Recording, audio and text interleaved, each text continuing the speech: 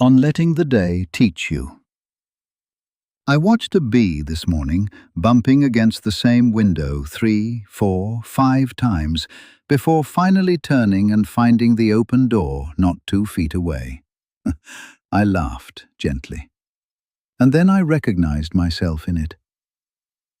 You and I have spent so many of our days like that bee, pressing our faces against the glass, certain that the way forward is exactly where we have decided it should be.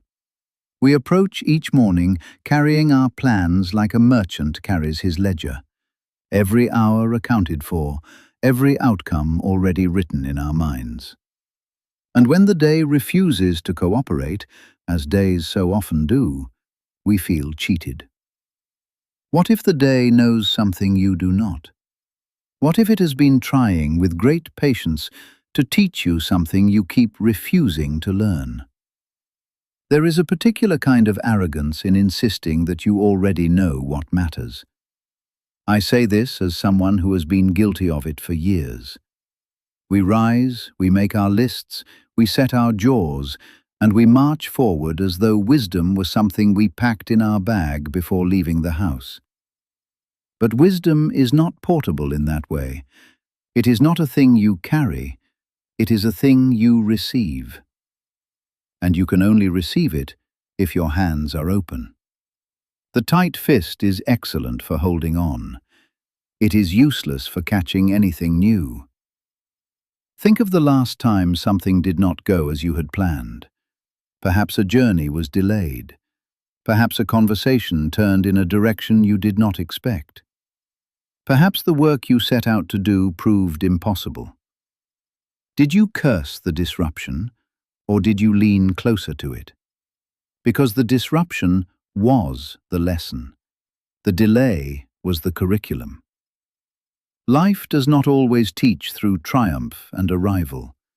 More often, it teaches through the gentle frustration of your expectations, the way a river teaches a stone its shape, slowly, persistently, without malice. I have come to believe that the days we call wasted are often the most instructive. The afternoon you spent doing nothing, turning a question over in your mind without resolution. That was not idleness. That was the soil resting before it brings forth something new. The conversation that seemed to go nowhere and yet left you feeling strangely lighter. Something was exchanged there that your conscious mind has not yet catalogued. We are so eager to label our experiences as productive or unproductive that we miss the deeper rhythm at work. A garden does not produce fruit every day. Some days it simply grows roots. And roots, though invisible, are what keep everything standing when the wind arrives. And here is where I must speak plainly, because I care for you, and plain speech is what care demands. You have been, I suspect, very hard on yourself for not knowing more than you know. You have looked at the gap between who you are and who you wish to become, and you have felt it as a wound. But that gap is not a wound. It is a doorway. Every morning you wake and feel that distance. You have been given the gift of direction. The person who feels no gap has stopped growing. And a life without growth is a life that has begun to close, like a flower folding inward before evening. So do not grieve your incompleteness. Celebrate it.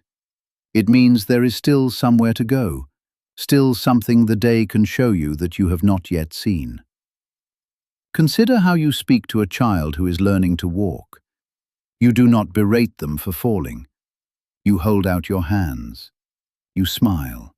You say, yes, again, try again. And when they take one lurching, improbable step, you feel a joy out of all proportion to the act itself, because you understand that the falling was never the failure. The failure would have been refusing to stand back up.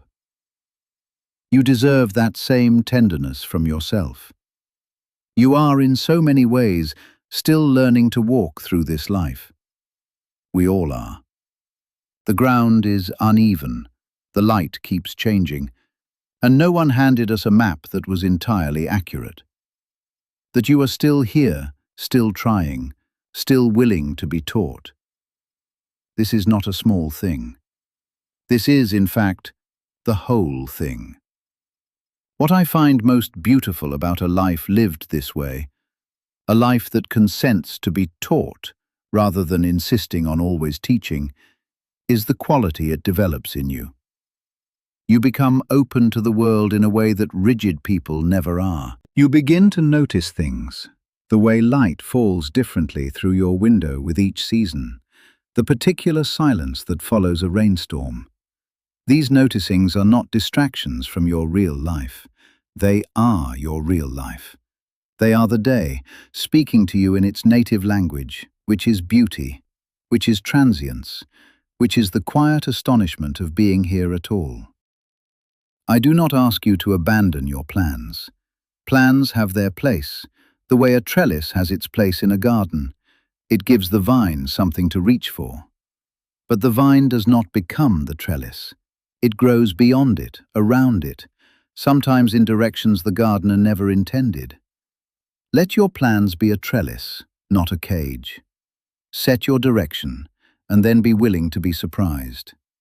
Be willing to arrive somewhere you did not intend, and to discover that it is precisely where you needed to be. This is not passivity. This is the deepest kind of engagement with your life, because it requires you to pay attention, to keep asking, what is this moment offering me that I almost missed? There is a warmth that comes from living this way, and I wish it for you with my whole heart. It is the warmth of a person who has stopped fighting the current and discovered that the river has been guiding them towards something good. You do not have to know where it leads. You only have to trust that the water is moving, that you are in it, and that this particular unrepeatable day has something to say to you. So here is my quiet challenge. Tomorrow morning, before you make your list, before you set your jaw and begin your march, pause. Stand at your window. Watch whatever is out there, the light, the wind, the ordinary miraculous world going about its business. And say to the day, not out loud if that embarrasses you, but somewhere in the honest chamber of your heart, teach me. I am listening. You may be surprised by what answers.